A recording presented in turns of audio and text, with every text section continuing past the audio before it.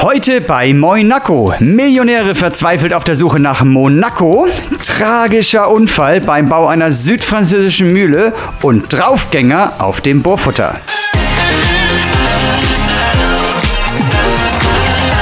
Moin Moin bei Monaco.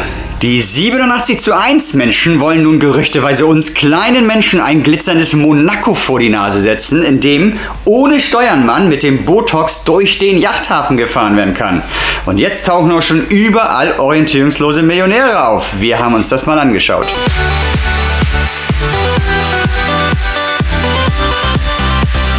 Im ganzen Wunderland sind Millionäre aufgetaucht, die nach irgendwas zu suchen scheinen. In den USA ist sogar ein Jet auf dem Highway gelandet. Es ist unglaublich.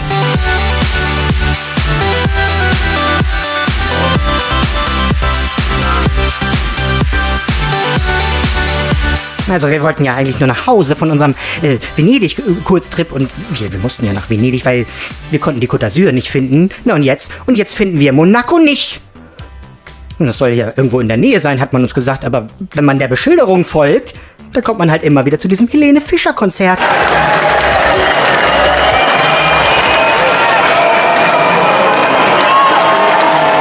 Während die Millionäre im Wunderland noch ihren Schabernack treiben, geht es anderswo überhaupt nicht lustig zu, denn beim Bau einer südfranzösischen Mühle ist es leider zu einem ganz tragischen Zwischenfall gekommen. Gerade als das Mühlrad eingebaut wurde, passierte das Schlimme. Ein Bauarbeiter fiel von oben in die Mechanik und blockierte die gesamte Konstruktion. Die Feuerwehr musste schnell anrücken und die Verstopfung natürlich erstmal beseitigen. Mittlerweile ist das Problem behoben und glücklicherweise ist kein Sachschaden entstanden und das Mühlrad konnte jetzt endlich wie geplant in Betrieb genommen werden. Achso, und übrigens, dem Bauarbeiter geht es natürlich auch wieder gut. Tja, gerade noch mal Schwein gehabt, würde ich sagen. Allerdings den harten Jungs, die jetzt in unserem nächsten Bericht kommen, wäre sowas sowieso niemals passiert.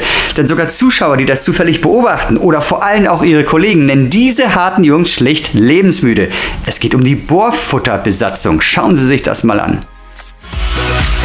Hier wird gerade eine der größten Bohrmaschinen des gesamten Wunderlandes präpariert, die mit einer Höhe von unglaublichen 25 cm schlicht alles überragt. Und das ganz Besondere, vorne arbeitet die Bohrfutterbesatzung. Ja, also für den Job musst du gemacht sein, ne? Da brauchst du jederzeit 1000% Konzentration.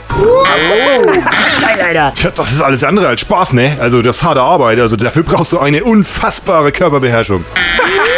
Wer hat noch nicht, wer will noch mal?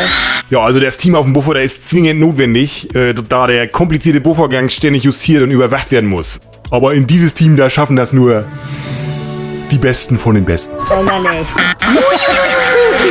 Es ist mir eine Ehre, mit diesen Menschen hier Seite an Seite arbeiten zu dürfen.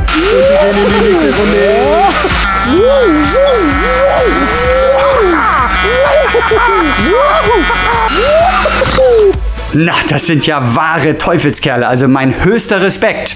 Das war's jetzt leider schon wieder mit Monaco. Alles Gute, tschüss!